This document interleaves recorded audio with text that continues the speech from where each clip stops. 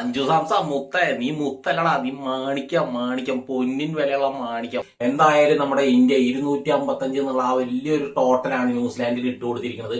അതിൽ നമ്മുടെ സഞ്ജു വി സാംസൺ 89 റണ്ണാണ് സുഹൃത്തുക്കൾ അടിച്ചിരിക്കുന്നത്. നിങ്ങൾ നോക്കിയാൽ 46 ബോളിന് 89 റൺസ്, 8 സിക്സും 5 ഫോറും, 193 സ്ട്രൈക്ക് റേറ്റ്.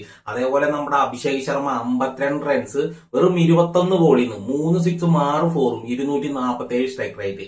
അതേപോലെ ഇഷാൻ കിഷാൻ 54, 25 ബോളിൽ നിന്ന് 4 ഫോർ 4 സിക്സ്, 216 സ്ട്രൈക്ക് റേറ്റ്. നമ്മുടെ ഇന്ത്യയുടെ ബാറ്റിംഗ് കഴിഞ്ഞുള്ളൂ, ഇനി ന്യൂസിലാൻഡ് ബാറ്റ് ചെയ്യാണ്ട്. സഞ്ജു വി സാംസ ഒളിച്ചു മുത്തേ, എന്താ നിങ്ങൾ പറയണത്? വെസ്റ്റ് ഇൻഡീസ് ആയിട്ടുള്ള നിർണായക മത്സരത്തിൽ ഇന്ത്യനെ ജയിപ്പിച്ചു.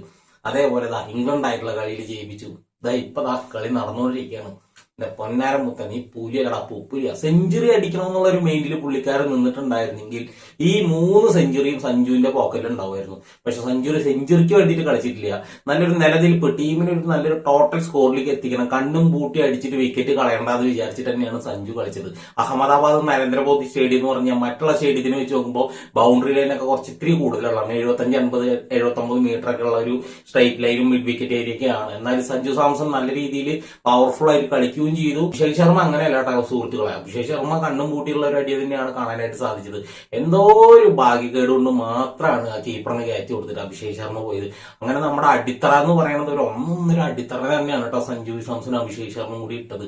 ഞാൻ തൊട്ട് മുന്നത്തെ വീഡിയോയിൽ വരെ പറഞ്ഞിട്ടുണ്ടായിരുന്നു അഭിഷേക് ശർമ്മനെ മാറ്റണം, വരുൺ ചക്രവർത്തിനെ മാറ്റണം, അതേപോലെ അഭിഷേക് ശർമ്മനെ മാറ്റണം എന്നുള്ളൊരു ഇത് ഞാൻ പറഞ്ഞിട്ടുണ്ടായിരുന്നു. കാരണം നമുക്ക് ഇന്ത്യ ജയിക്കണം, അഭിഷേക് ശർമ്മ ഫോം ഔട്ടാണല്ലോ എന്നുള്ള മട്ടില്ല പറഞ്ഞു. പക്ഷെ സൂര്യകുമാർ യാദവ് ആ ടീമിനെ നിലനിർത്തി.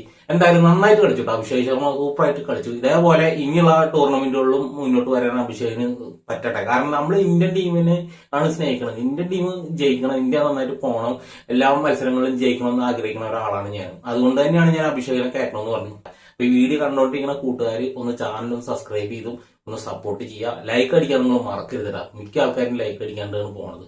അപ്പൊ ഓക്കെ.